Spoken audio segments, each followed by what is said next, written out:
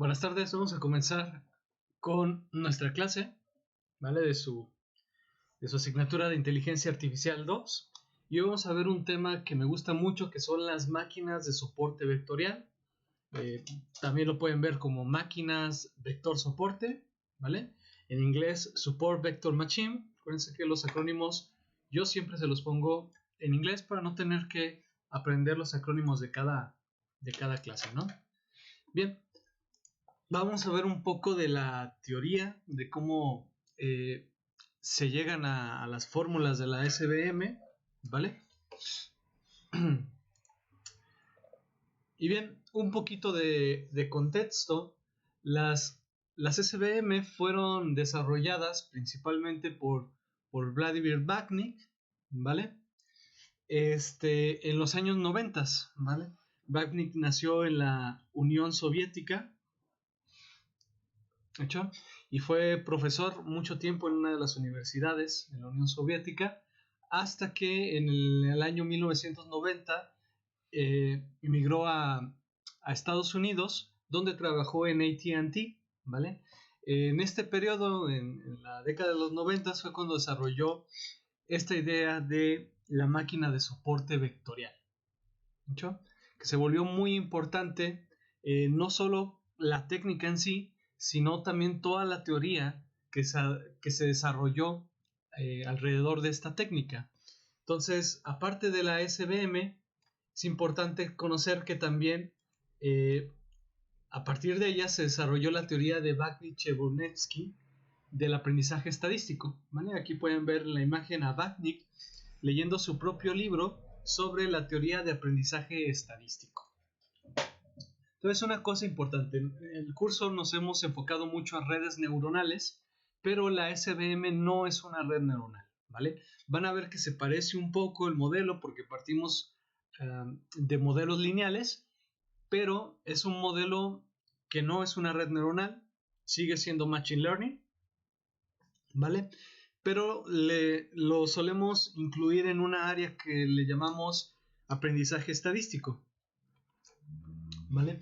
No nos vamos a meter mucho en esta teoría de aprendizaje, que es muy bonita y nos habla mucho de cómo sabemos que nuestro modelo está aprendiendo, nos habla de los límites del aprendizaje, la dimensión BC, ¿vale? Que es muy importante. Pero bueno, todo esto daría para otro curso en particular. Así que lo que vamos a ver es solo el desarrollo de la SVM, ¿vale? Para que entiendan de dónde viene y sus virtudes, ¿vale? La SVM la pueden encontrar en estos tres sabores, ¿vale? La pueden encontrar para el problema de clasificación, ¿vale? Para el problema de regresión. Vamos a dibujarlo mejor de rojo.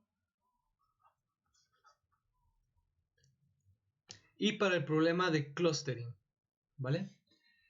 Entonces, el principal es el problema de clasificación. Lo vamos a ver de esta manera para no tener que ver cada uno de estos problemas.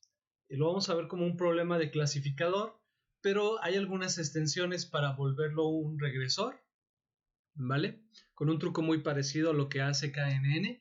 Y hay otro truco para convertirlo a un algoritmo de clustering que es no supervisado, que fue publicado por Bábnik y otro científico en el 2001, ¿va? Entonces nos vamos a quedar solo con el clasificador para entender las inspiraciones de la SVM.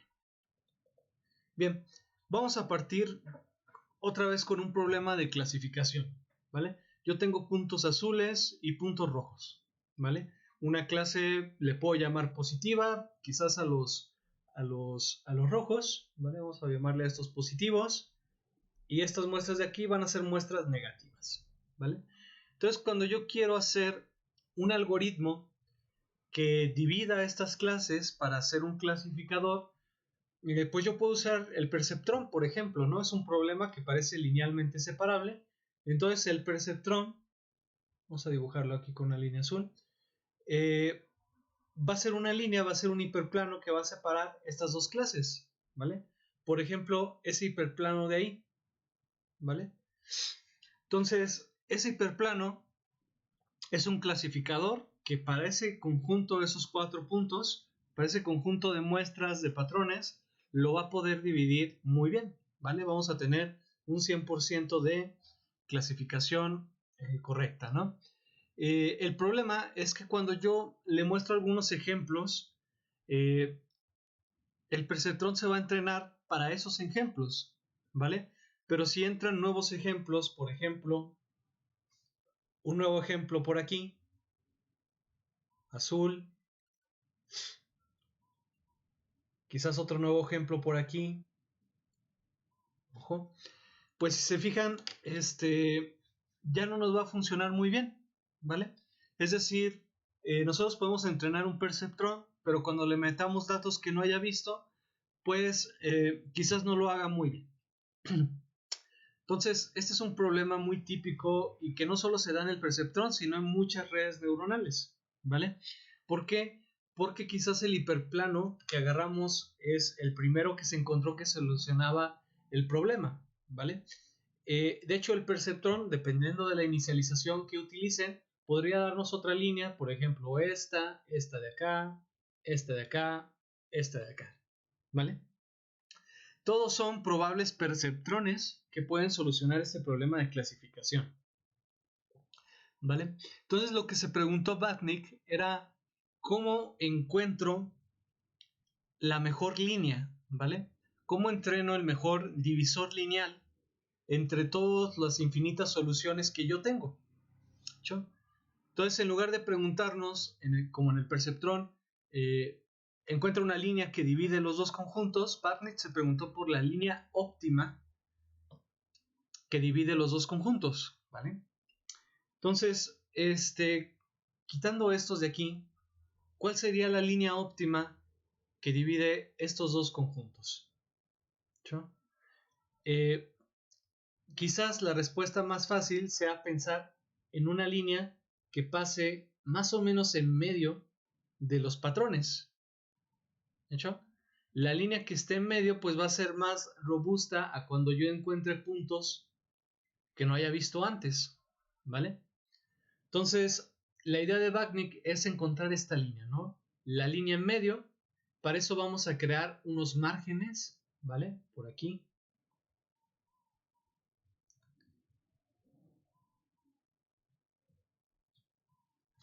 Entonces, la línea que esté en medio de esos márgenes va a ser la línea óptima. Vamos a suponer que la diferencia entre estos márgenes y la línea de en medio es igual, ¿vale? Mide lo mismo. Y por lo tanto, lo que va a buscar Batnick en este desarrollo es encontrar esta línea óptima. Vamos a dibujarlo más bonito. Vale. Entonces, muchos esto le llaman el método de la calle, porque parece un poco una calle donde tenemos la línea de en medio que divide los carriles y los bordes de nuestra carretera, ¿no? Entonces, Batnick tuvo la idea de que la línea óptima que separa estas dos clases y por lo tanto la que tiene mejor generalización, es decir, la que lo hace mejor para puntos, patrones que nunca ha visto, va a ser esta línea de aquí, ¿vale? Donde el margen sea el máximo posible, ¿vale? Voy a buscar maximizar este margen de aquí. ¿Hecho? Entonces, vamos a desarrollar con esta idea que es muy sencilla, vamos a desarrollar las matemáticas que Batnick desarrolló, ¿vale? Entonces, primero, esta línea de aquí sigue siendo un hiperplano. Entonces, en este caso de 2 dimensiones, sería algo así, ¿vale? Tendría esta ecuación, ¿vale? W1, W2 y B, el sesgo como parámetros. Esto ya lo hemos visto en el perceptrón, es la misma ecuación de un hiperplano, ¿vale? En el caso de 2 dimensiones, el hiperplano es una línea, ¿vale? Entonces, esta línea tiene parámetros W, voy a poner W como un vector, que va a ser W1 y W2, y también tiene parámetros B, ¿sí? ¿Dónde yace esa W? ¿Vale? Si vemos esta W como un vector, va a ser un vector de esta manera, ¿vale? Va a ser un vector, voy a estirar esta línea, que va a ser perpendicular a nuestra línea, ¿vale? Eso se cumple siempre.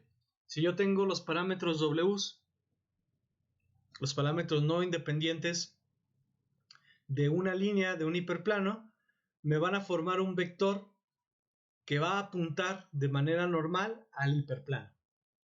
¿Están de acuerdo? Entonces es muy importante porque vamos a usar ese vector W que acabamos de escribir para describir cualquier otro punto. ¿Sí? Entonces si yo agarro otro punto, vamos a pensar un punto por aquí, que le voy a llamar X, pensando lo que es un vector, ay, disculpen, voy a tratar de hacerlo más derecho. Bueno, más o menos. Entonces, suponiendo con un poco de imaginación que estas líneas son rectas, que acabo de dibujar, vamos a tener un vector W y un vector X, ¿vale? ¿Cómo puedo describir ese vector X con respecto a W? Pues lo puedo describir con la proyección, es decir, la sombra de este vector sobre W, ¿vale? Y bueno, yo sé que esa proyección pues realmente sería X producto punto de W entre la norma de W, ¿vale? Eso es lo que vale esta proyección. Voy a pintar de otro colorcillo. Esta proyección de aquí, ¿va? Entonces es muy importante porque los productos puntos nos van a ayudar a proyectar cualquier punto en dirección hacia el hiperplano, en una dirección normal al hiperplano. ¿Sí? Vamos a pasar a un dibujo más bien hecho, ¿vale? Entonces, yo voy a decir que pertenece a una clase positiva, esta de aquí, si la proyección, ¿vale? Que sería X producto punto con W, ¿vale? Esta es una proyección con un factor escalar, ¿vale? Si eso es mayor a cierta constante, voy a decir que pertenece a la clase positiva, ¿vale? A esta clase positiva. Y si es menor, si esa ecuación booleana me da negativo, pues va a pertenecer a la clase negativa. ¿Sí? Tomando en cuenta el hiperplano B, ¿vale? Perdón, el sesgo B, podemos llegar a esta ecuación que es la misma ecuación de la línea, ¿vale? Acuérdense, aquí X es un vector que pertenece a este espacio, W es otro vector que pertenece a este espacio, entonces su producto punto es un escalar, ¿vale? Sumado a un escalar, lo puedo comparar con otro escalar. Entonces, recordando un poquito la ecuación de la línea, la ecuación de esta línea es W producto punto X más B igual a 0. ¿Sí? Todo lo que sea mayor a 0 va a pertenecer de este lado del hiperplano y todo lo que sea menor a 0 va a pertenecer de este lado del hiperplano. ¿Va? Esto no es nada nuevo, ya lo vimos con el perceptrón, solo que ahora le estamos dando un poco de sabor a proyecciones, ¿vale? En lugar de poner aquí, como lo había hecho siempre, W transpuesta por X, lo estoy utilizando con el producto punto para enfatizar un poco que esto es la proyección, ¿vale? Este vectorcito de aquí es la proyección. ¿Sí? Bien, eso ya lo hemos hecho con el perceptrón muchas veces y sabemos que nos distingue si estamos de un lado de la frontera o del otro lado, ¿vale? Pero lo que yo quiero realmente es encontrar puntos que estén fuera de estos márgenes, no simplemente que pasen el hiperplano, sino que también estén alejados del hiperplano por cierta dimensión, ¿vale? Y bueno, aquí vale la pena recordar la ecuación para calcular la distancia de un punto hacia una línea, ¿vale? De un punto hacia un hiperplano. Entonces, recordando un poquito, voy a borrar esto de aquí arriba. Para una línea, vamos a verlo de esta manera, para una línea AX más BY más C, ¿vale? La distancia a un punto, la distancia de la línea al punto, viene dada por esta misma ecuación, AX más BY más C, dividido entre AX al cuadrado, más B al cuadrado. ¿Sí? Entonces esta ecuación para un punto con coordenadas XY y una línea con parámetros A, B y C, esta va a ser la distancia. Entonces, ojo aquí, la distancia depende de los parámetros de mi línea, ¿vale? Entonces yo podría poner una distancia ficticia a este margen que puedo llamarle un 1, ¿no? ¿Vale? Esa distancia se va a escalar, ¿vale? Entonces no importa mucho el dígito que yo ponga, por simplicidad voy a poner que en esta métrica esa distancia me va a valer 1, ¿vale? Vamos a verlo en ecuaciones. Entonces, la ecuación que nosotros teníamos, esta de aquí, la vamos a cambiar porque ya no quiero simplemente que esté de un lado del hiperplano o del otro, sino que también esté a cierto margen. Entonces, en lugar de que sea 0, que es el lugar geométrico donde vive esta línea, ¿vale? El hiperplano azul, pues lo que voy a poner es un 1, ¿vale? Entonces, para muestras que yo sé que son positivas, ¿ven esto? Para muestras positivas, ¿vale? Yo sé que me tiene que dar una razón mayor que 1, ¿vale? ¿Qué significa eso? Que de mi hiperplano y de su margen derecho, esta muestra va a estar para acá, ¿vale? Si esta muestra es mayor que 1, quiere decir que estoy fuera del margen, ¿no? Que estoy más allá del margen. Y para una muestra negativa ocurre exactamente lo contrario. Yo quiero que esté a menos 1 de ese margen, ¿vale? De ese hiperplano. Entonces, estas ecuaciones se cumplen siempre que sepamos que las muestras son positivas o si son negativas, ¿vale? Una forma de generalizar esto es poniendo el valor deseado para cada muestra. Entonces, el valor deseado me dice si quiero que sea parte de los positivos, que me dé 1, si XY es una muestra positiva, o que me dé menos 1 si XY es una muestra negativa, ¿vale? Acuérdense que lo que estamos haciendo ahorita es simplemente una clasificación binaria, ¿sí? Entonces puedo generalizar estas dos ecuaciones con esta de acá, ¿vale? Tomando esa definición de Y, lo voy a poner en una sola ecuación de esta manera, ¿sí? Entonces, para todos los puntos, ¿vale? X van a cumplir esta ecuación si están fuera del margen, ¿vale? Acuérdense que la idea de Babnik es encontrar la línea con este margen bilateral tal que ningún punto caiga dentro de este margen, ¿vale? Si hay un punto que cae aquí, hay que hacer el margen más pequeño, ¿sí? Entonces hay que tratar de hacer el margen lo más grande posible, tal que no haya ningún punto que esté dentro, ¿sí? Y eso va a ser condicionado por estos puntos que van a estar en los márgenes, ¿no? De hecho, estos puntos reciben un nombre especial que son vectores soporte, ¿vale?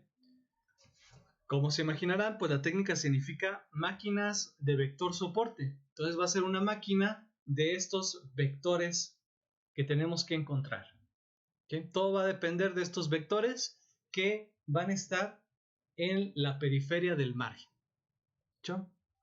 Bien, entonces esta ecuación que hemos desarrollado hasta ahorita nos asegura que un punto XY va a estar fuera del margen que queremos poner, ¿vale? ¿Qué pasa si yo quiero los vectores soporte? No cualquier patrón, sino los vectores soporte. En el caso de los vectores soporte, no solo se va a cumplir esta ecuación, sino que se va a cumplir con la igualdad, ¿vale?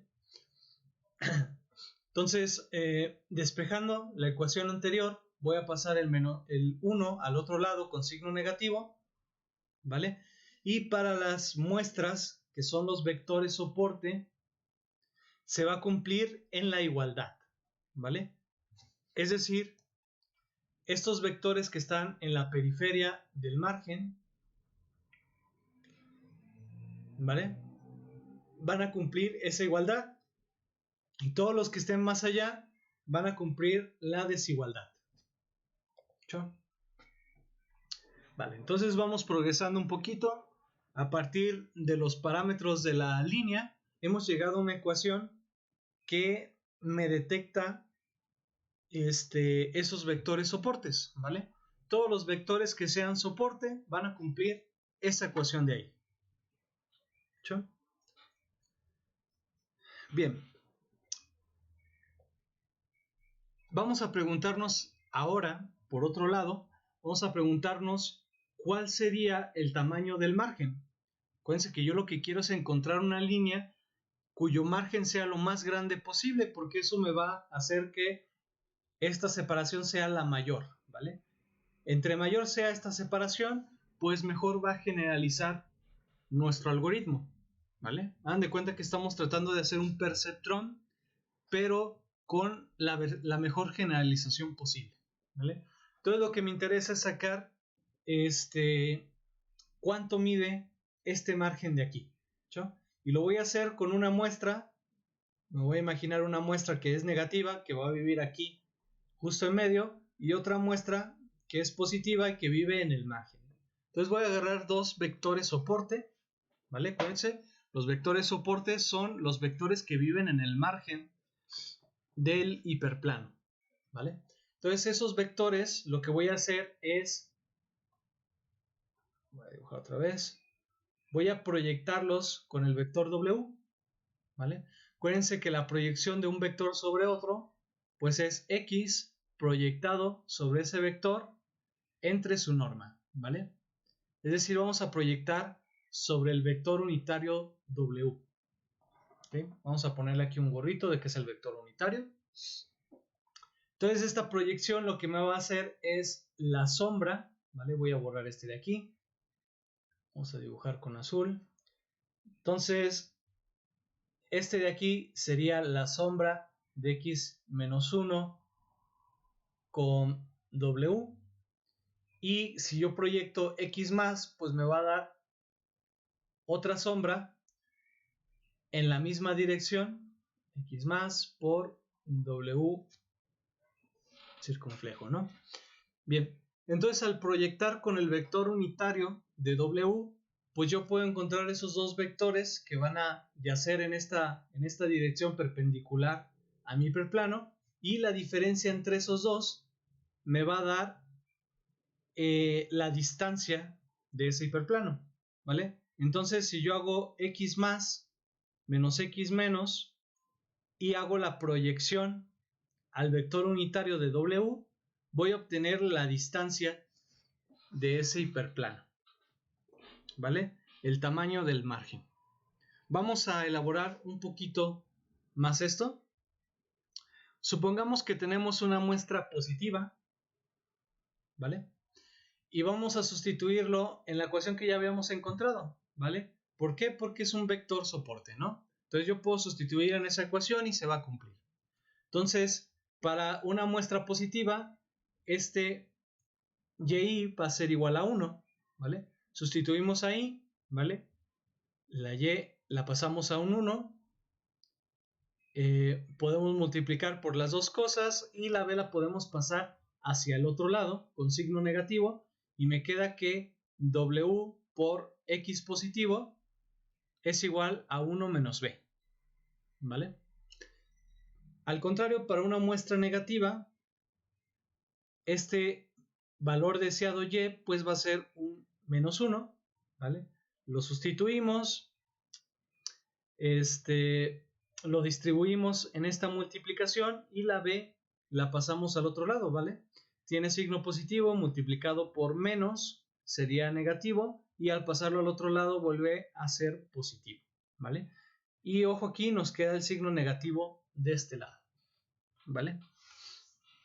Entonces, voy a distribuir este producto punto que tenemos en esta ecuación y voy a hacer los cambios nuevos que acabo de encontrar, ¿vale? Estos dos de aquí. ¿Hecho? Entonces vamos a hacer ese paso. El producto punto es distributivo, ¿vale? Y aparte es conmutativo, entonces puedo llegar a esta ecuación de aquí, a la segunda, y ya me queda términos de W por X positiva y W por X negativa, ¿vale? Que son cosas que ya encontré en las ecuaciones anteriores. Sustituyo 1 menos B y 1 más B, ¿vale? Entonces las B, como pueden ver, se van a ir, se van a eliminar y me va a quedar nada más un 2, ¿vale? Entonces el margen separador de una línea va a depender únicamente de sus parámetros, ¿vale? No depende de X, sino que depende solamente de sus parámetros. Entonces, eso está muy padre porque ustedes pueden agarrar cualquier línea, los puntos por acá, y la propia línea les va a dar los parámetros, el tamaño del margen. ¿Hecho? Bien, entonces siempre vamos a tratar de encontrar la línea con el margen más grande. ¿Hecho? Un poquito más visual, aquí les pongo el tamaño del margen y sería esa distancia, ¿vale? Entonces 1 entre W sería la distancia de cada lado, 1 entre la norma de W, perdón. ¿Hecho?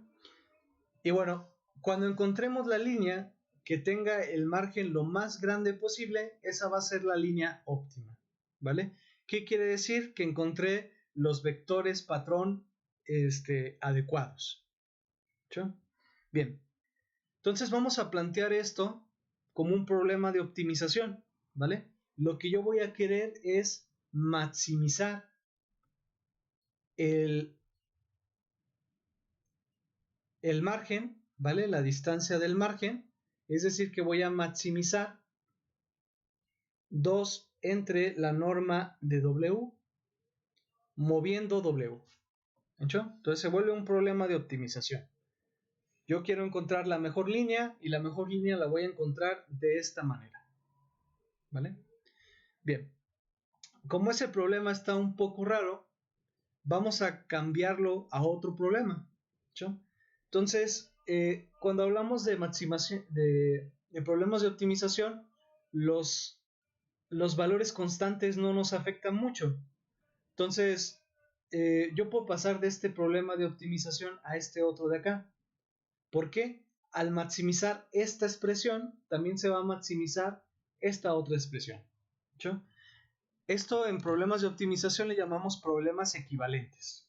Entonces, cuando un problema no queda con la ecuación muy adecuada para nosotros, lo que podemos hacer es cambiarlo a un problema equivalente. ¿Cómo hacemos eso? Siempre que se maximice un problema, aseguramos la maximización del otro o la minimización del otro, como lo quieran ver. Pues eso quiere decir que estos problemas son equivalentes en optimización. ¿Hecho? Entonces, en lugar de maximizar, es más común el minimizar. Y en lugar de maximizar esta fracción, pues yo puedo minimizar esto de aquí. ¿Hecho?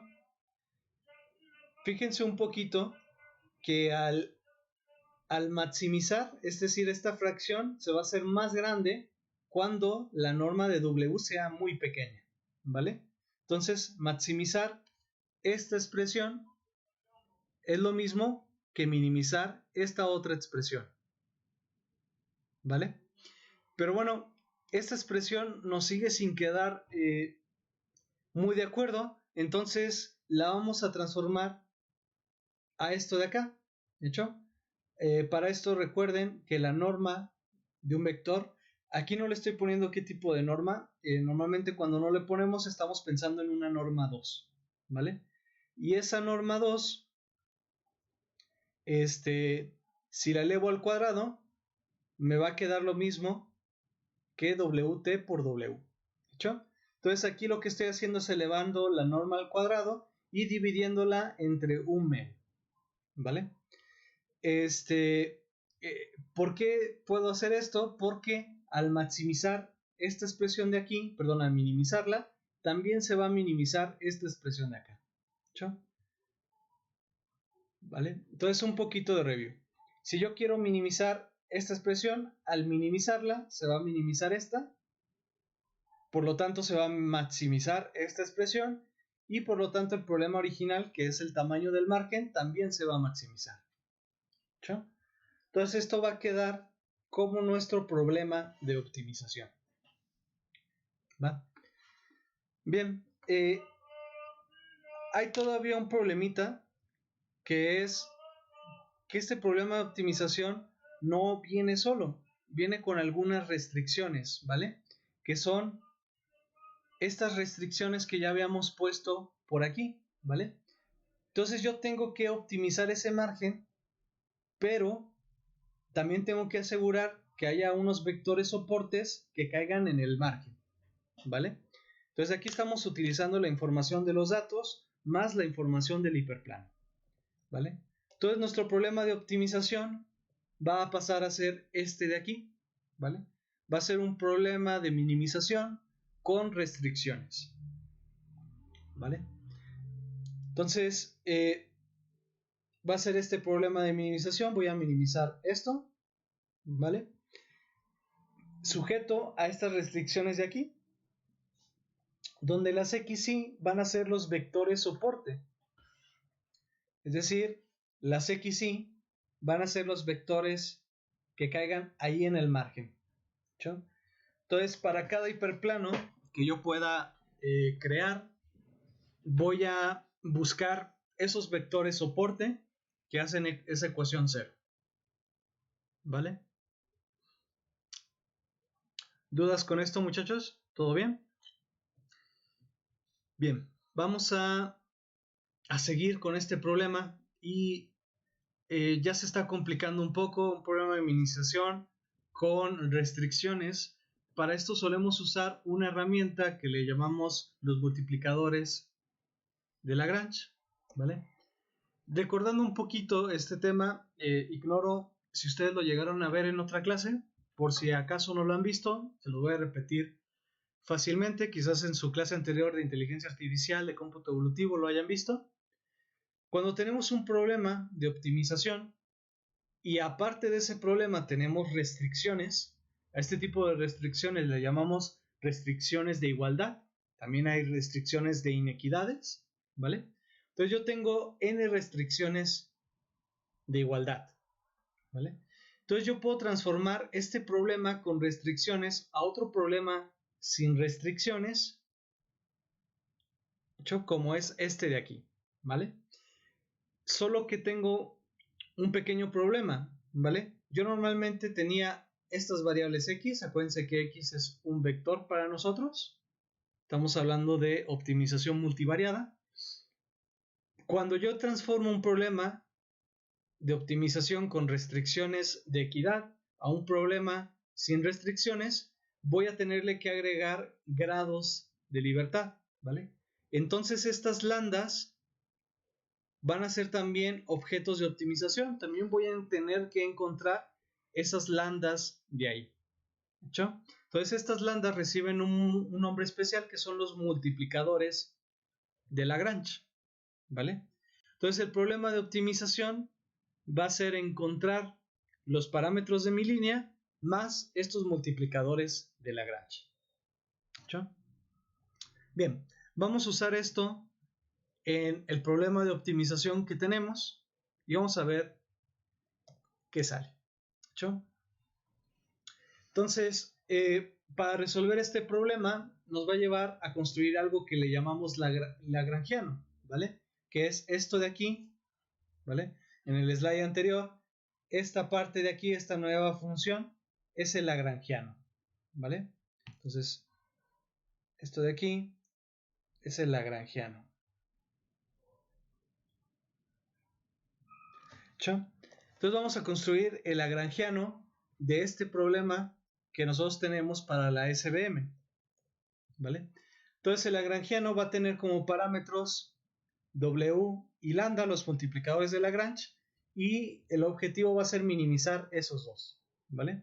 Entonces agarro mi problema original, que era este de aquí, y le voy a restar una sumatoria por cada una de las restricciones que yo tenga.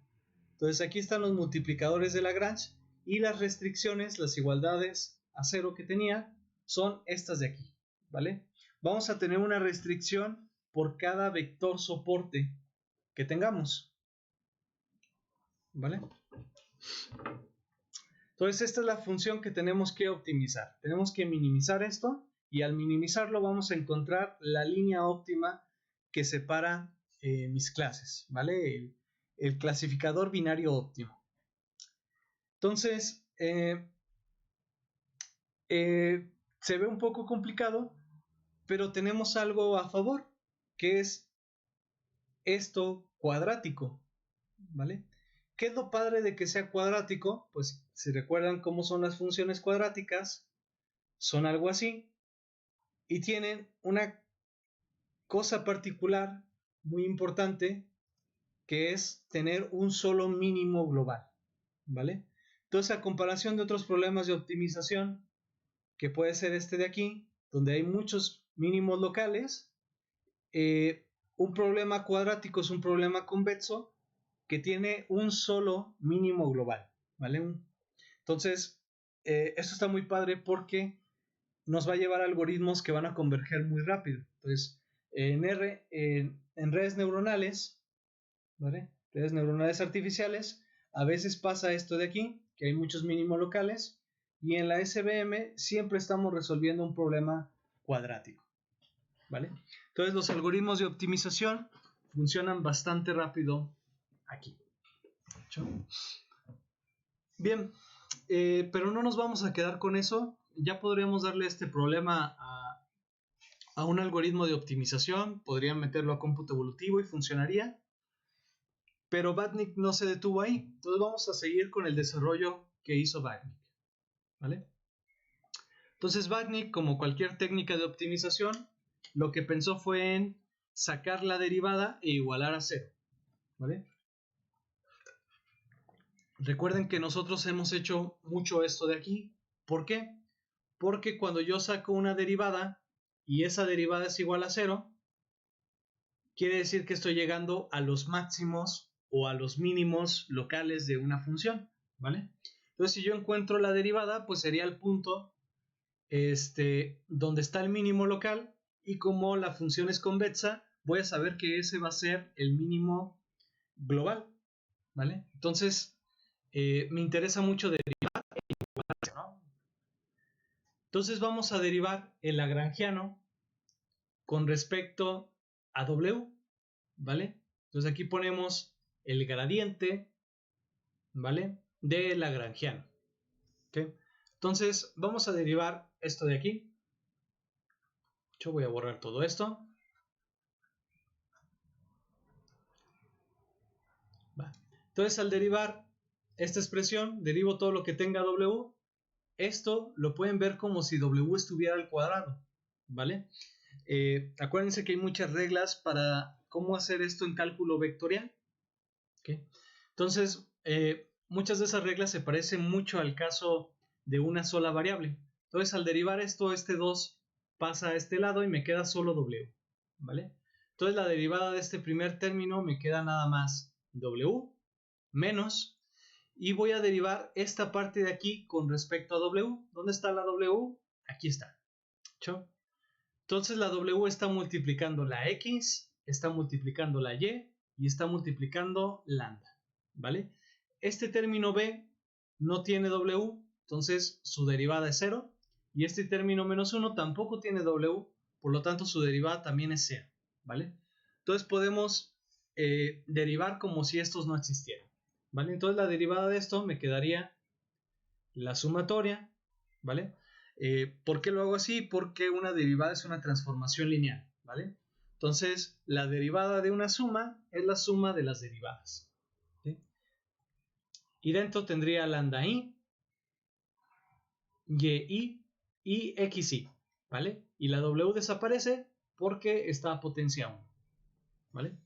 Entonces eso lo voy a igualar a 0, ¿vale? Se los pongo en la siguiente diapositiva de manera más bonita. Y bueno,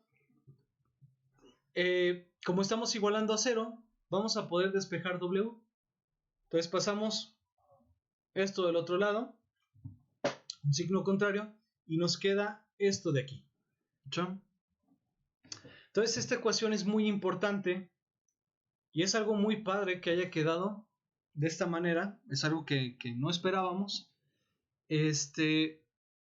Pero nos está diciendo que las W, es decir, los parámetros de nuestro hiperplano, van a depender solamente de los multiplicadores de Lagrange y de los vectores soporte, ¿vale? Entonces esto es muy importante. Yo no tengo que optimizar moviendo W, ¿vale? Solo tengo que optimizar encontrando lambda, ¿vale? Si yo encuentro los multiplicadores de Lagrange, estas lambda, voy a poder calcular el valor óptimo de W. ¿Okay? Entonces en una SVM yo no encuentro los valores de W, encuentro los multiplicadores de Lagrange y con eso se calculan ya los parámetros del hiperplano, ¿vale? Bien, hay que derivar con respecto a todo lo que varíe. Entonces ahora vamos a derivar con respecto al sesgo, ¿vale? Con respecto al valor independiente de la línea, esa B, que tenemos normalmente en redes neuronales. Entonces lo vamos a hacer otra vez desde aquí, ¿vale? Entonces derivo ahora con respecto a B. Este primer término no tiene B, entonces su derivada es 0, ¿vale? En este otro término la B está aquí, ¿vale? Este menos 1 no tiene B, entonces su derivada es 0, ¿vale? Esto no tiene B, su derivada es 0, ¿vale? Y la B se va a estar multiplicando por Y y por lambda, ¿vale? Entonces, esta derivada sería menos la sumatoria de lambda I por YI, y la B se nos va porque está a potencia 1, ¿vale? Entonces eso lo voy a igualar a 0, ¿vale? Al igualar a 0, estos negativos se van, ¿vale? Los paso al otro lado y me queda 0 entre menos 1 y se va. ¿De hecho? Entonces aquí tengo otra ecuación importante, que es una restricción que debe de cumplir el problema, ¿no? Los valores, los multiplicadores de Lagrange multiplicados por los valores deseados tienen que dar 0, se deben de suprimir entre sí, ¿vale? Que es algo muy importante. De hecho, teóricamente, tiene que ver con otras cuestiones que se llaman condiciones de Kashkaru-Tucker, KKT, ¿vale? Que no vamos a ver en esta clase, pero es como la generalización de los multiplicadores de Lagrange. ¿Sí? Bien, entonces poniendo el resultado, lo vamos a tener aquí, ¿no? El resultado es este de acá, ¿vale? Entonces ya tenemos dos ecuaciones, pero ¿para qué nos sirvieron? Todavía no he optimizado esta función de aquí, ¿vale? Entonces, para optimizarla, lo que voy a hacer es utilizar esas dos nuevas ecuaciones que encontré y las voy a reemplazar aquí, ¿vale? Entonces, no se vayan a asustar mucho por las mates. Entonces, yo tengo estos dos resultados que encontré al derivar, uno con respecto a W y otro con respecto a B, y los voy a meter a esta ecuación de aquí, ¿vale? Entonces, lo primero es sustituir las W en esta ecuación, ¿vale? Entonces, tomo esa definición, sustituyo en la primer W, ¿vale? Aquí, una disculpa, me faltó ponerles el punto, ¿vale? Voy a pasar la transpuesta como si fuera un producto punto y voy a multiplicar otra vez por W. Pero ojo aquí, como en algún momento se van a mezclar estas sumatorias, no puedo poner los mismos índices. Entonces, aquí voy a tener índice I y aquí voy a tener índice J. ¿Cho? Es la misma expresión, pero solo le cambié los índices. Va. ¿Dónde tengo W? Aquí también, ¿vale? Entonces lo voy a sustituir por este lado. Como estoy dentro de una sumatoria con índice I, necesito cambiar los índices a J, ¿vale? Entonces aquí está la J. ¿Hecho? Y bueno, ya metimos la primera ecuación, el significado de W. Ya no tenemos W en nuestro problema de optimización. De hecho, esta de aquí la podemos eliminar, ¿vale? Y nos queda esta expresión, ¿no? Vamos a tratar de simplificarlo un poco. ¿Hecho? Entonces, primeramente, esta parte que tiene muchos sumandos, lo voy a desarrollar, ¿vale? Entonces, un sumando me quedaría lambda por y por esto de aquí, ¿vale? Otro sumando me quedaría lambda por y por b, y otro sumando me quedaría lambdas por este menos 1. ¿Ok? Bien, entonces eso me va a dar los siguientes resultados. Este sería el primer factor que hablamos, el segundo factor que hablamos y el tercer factor que hablamos. Fíjense que estos quedan con signo negativo, que vienen de este simbolito de aquí, y el último factor, este menos, se va con este menos de acá, ¿no? ¿Vale? Con lo cual me queda positivo. ¿Hecho? Bien, ahora voy a juntar las sumatorias, ¿vale? Esto es casi trivial porque las sumatorias tienen índices diferentes, ¿vale? Entonces, al tener índices diferentes, yo las puedo mezclar sin ningún problema. Entonces me va a quedar como una doble sumatoria y simplemente voy a multiplicar todos los elementos. Ojo, lo único que hay que poner atención es que las X siguen siendo vectores, ¿vale? Entonces las X las tengo que guardar de manera independiente y solo se van a multiplicar con este producto punto, ¿vale? Este producto punto se mapea a este lado, ¿vale? Igual a esto de aquí, este producto punto lo voy a pasar para acá, ¿sí? Entonces fíjense que me quedan dos expresiones iguales, ¿vale? Este menos un medio de esta expresión menos la expresión, ¿sí? Entonces las voy a restar y este que es positivo lo voy a poner enfrente y me va a quedar esta expresión de aquí, ¿sí? ¿Vale? Entonces, utilizando las derivadas e igualando a cero, yo voy a llevar a mi problema de optimización de esta manera, donde ya voy a desaparecer las W. ¿Okay? Entonces, al desaparecerlas ya solo tengo un lagrangiano que depende de sus multiplicadores de Lagrange, ¿sí? Entonces, dependiendo del número de vectores soporte que ustedes tengan, va a ser el número de estos multiplicadores de Lagrange que van a tener, y con esto pueden encontrar los valores óptimos de su W, ¿vale? Es decir, yo voy a tener aquí dos patrones, vamos a poner dos patrones, aquí vamos a poner uno. Entonces yo voy a encontrar, si doy por hecho que estos patrones son vectores soporte, ¿vale? Quiere decir que el margen va a pasar por ellos. Y entonces, al optimizar los multiplicadores de Lagrange, que hacen cero esas ecuaciones que habíamos visto, voy a encontrar la línea óptima que pasa por aquí, ¿vale? Entonces, ¿cuál fue el gran descubrimiento de Vaknin? Esta ecuación, que no solo es compacta, sino que nos dice mucho del problema de optimización, ¿vale? Nos dice que el problema de optimización es cuadrático, ¿sí? Y nos dice que el problema de optimización depende de productos puntos entre esos vectores soporte, ¿vale? Con los vectores soporte y sus productos puntos, yo puedo calcular el hiperplano óptimo que separa dos clases, ¿vale? Entonces, esto es muy importante, ¿vale? Tómenlo en consideración. Todo depende de productos puntos, ¿vale? Todo depende de productos internos. Producto punto, una manera más general de llamarle, es el producto interno. Entonces vamos a llamarle producto interno de ahora en adelante. Entonces esto es lo que tenemos que optimizar. ¿Cómo lo hacemos? ¿Podemos usar gradiente descendente? Sí, sí se puede usar gradiente descendente, pero resulta que no es el algoritmo que converge más rápido, ¿sí? para estos temas de SVM solemos usar un algoritmo que se llama programación cuadrática. ¿Sí? Programación, en términos de matemática, es casi un sinónimo de optimización, ¿vale? Entonces, cuando escuchen hablar de programación en términos matemáticos, están hablando de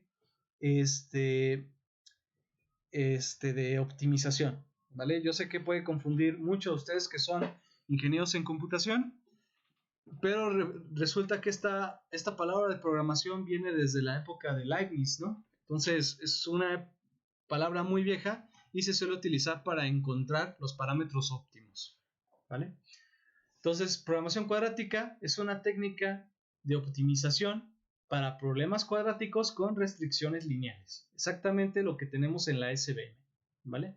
Entonces, programación cuadrática es el algoritmo más usado para entrenar las SVM, aunque también pueden ser entrenadas con gradiente descendente, con cómputo evolutivo y muchas otras técnicas, ¿vale? Pero bueno, esta es una técnica muy específica para programación cuadrática y es el algoritmo que converge más rápido, ¿vale? Aparte, como no hay mínimos locales, pues no nos importa mucho esos problemas. Va, pues todo muy padre, ya llegamos a la ecuación de la SVM. Al último, todo depende de productos internos entre los vectores soporte de esos márgenes. ¿Sí? Bien, hay un problemita, un pequeño problema. Aunque la SVM parece que es muy sofisticada lo que acabamos de hacer, sigue resolviendo problemas lineales, ¿vale? Es decir, solo podemos resolver problemas que sean linealmente separables. Y como ya lo vimos con el perceptrón, esos problemas en la realidad no suelen ocurrir, ¿vale? Que yo sepa, ningún problema es linealmente separable en la realidad, ya sea porque tiene ruido agregado o porque es intrínsecamente no lineal. ¿Sí? Entonces, pues por desgracia, aunque esta técnica matemáticamente es muy buena, parece solo servir para problemas lineales, ¿vale? Entonces, Babnik encontró una solución a este problema, una solución a la cual le llamamos el truco kernel, ¿vale? Entonces vamos a utilizar el truco kernel para extender el poder de las SVM también para problemas no lineales. Esto es muy parecido a cuando utilizamos el perceptrón, que solo puede resolver problemas no lineales, y cuando en una red neuronal le ponemos más capas, empezamos a resolver problemas no lineales. Entonces, esto es algo muy parecido, ¿no? Vamos a resolver problemas no lineales con SVM usando el truco kernel, ¿vale? Para eso, primeramente, hay que definir qué es una función kernel. ¿Sí? Entonces, vamos a ver esta definición. Una función kernel es una función definida de esta manera, ¿vale? Donde tenemos dos operandos, ¿vale? x1 y x2, donde x1 y x2 pertenecen a cierto espacio vectorial, ¿vale? Entonces, ¿cómo leemos esto? Este x1 pertenece a este espacio y este x2 pertenece a este espacio, ¿vale? Este producto de aquí es el producto cartesiano. Entonces yo voy a agarrar pares ordenados de vectores, ¿vale? Entonces cualquiera dos vectores de dimensión n que yo agarre, la función me va a mapear a un número real, ¿vale? Entonces esto es muy importante porque esta es la propiedad intrínseca en un producto interno. ¿Sí? Bien, existen muchas funciones que cumplen esto de aquí. Ustedes se pueden inventar las suyas. Pero resulta que hay otra particularidad de las funciones kernel, que también esta función puede ser expresada como el producto interno, disculpen, de otro espacio vectorial mediante una función, ¿vale? Entonces declaremos esta función phi que toma vectores y nos regresa otro vector. ¿Sí? Entonces lo importante de esta función es que una función kernel puede ser transcrita al producto punto de dos funciones en otro espacio vectorial. ¿Hecho? Me imagino que no suena fácil esta definición. ¿Hecho? De hecho, estoy siendo muy simplista con esta explicación que les dejo aquí. Realmente hay mucho que estudiar de las funciones kernel, tiene que ver con las métricas inducidas por matrices definidas o semidefinidas, pero es mucha chamba de álgebra lineal teórica que no quiero tomar en este curso. Entonces, por el momento, lo que quiero que se queden es que una función kernel es una función que toma dos vectores, pero que en algún espacio vectorial esos dos vectores parece que están siendo mapeados por una función y siendo operados por un producto punto. ¿Vale? No vamos a ver cómo demostrar cuando una función es kernel, eso está más allá de este curso, pero no hay problema. Como usuarios de redes neuronales, como usuarios de SVM, lo único que nos importa es conocer qué funciones son kernel y esas son las funciones que podemos usar. ¿Vale? Entonces, las funciones kernel más conocidas, que más solemos usar en las SVM, son las funciones polinómicas, que son estas de aquí, ¿vale? Se fijan, aquí viene x1 y x2, ¿vale? Las opero con el producto punto, le sumo una constante y lo elevo a alguna potencia. Entonces, esto es muy importante. Se fijan, yo nunca utilizo la función phi que les dibujé aquí, siempre utilizo una función kernel, va directamente, pero es importante saber que una función kernel cumple esto, es decir, que en algún espacio en otra dimensión es un producto punto, porque precisamente Bagnick descubrió que los planos óptimos, los hiperplanos óptimos, se encuentran con productos puntos, ¿va? De las entradas. Entonces solo estamos mapeando las entradas a otro espacio, operando ese producto punto, y eso es lo mismo que una función kernel. ¿Sí? Bien. Entonces, otra función kernel es la función gaussiana, ¿vale? Que ya hemos utilizado en la RBF. Resulta que las funciones gaussianas son tanto funciones de base radial como funciones kernels, ¿vale? También otra función muy conocida es la función laplaciana. Se parece mucho a la función gaussiana, ¿vale? Recordándoles un poquito, la función gaussiana es esta campana de Gauss, y la función laplaciana es algo así, ¿vale? Que le solemos llamar de forma de sombrero mexicano, ¿vale? Entonces esta función también sirve para utilizar en la SVM. Entonces, vamos a utilizar ahora este problema que ya declaramos para la SVM, pero lo vamos a pasar a su forma no lineal. Entonces, en lugar de usar este producto punto, primero voy a mapear los datos, los vectores soporte. Aquí sería una Y, una J, perdón. En lugar de utilizar los vectores soporte directamente, voy a utilizar este mapeo, que es igual a las funciones kernel que ya habíamos hablado, ¿vale? Entonces, nuestra ecuación quedaría de la siguiente manera, ¿vale? Simplemente vamos a sustituir el producto punto que tenemos ahí por la función kernel. Acuérdense que la función kernel me da un número real, entonces esto siempre va a ser un número real, ¿no?